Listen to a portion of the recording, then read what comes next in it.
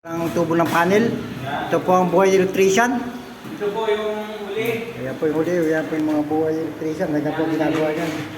May kabit ng maganda. Ayan po. Ito yung ginagabit talaga ng maayos para po mag-ayos din ng iba, maayos din ang pagkagawa. Ayan. Paano pagka ang gawa nung hindi nag-aayos, hindi maayos? Yung tama naman. Dapat talaga magawa ka maayos na. Yun. Pati gagawin mo ng may pag-ibig. May pag-ibig. Para iibigin yung gawa mo. Wow. Saka kukunin ka ulit sa susunod. Oo. Kukunin ka ulit nun. Oo. Dahil ikaw ay magaling gumawa. Maayos magtrabaho. Ayos yung trabaho. Yan. Ayos sa nararapat. Yan po yan. Panel po yan. Panel. Kaya gagayahin niyo po yung ganitong diskarte. Yan.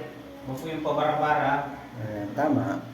Dapat maganda. Dapat maayos po. Tama po yun. Ayusin natin.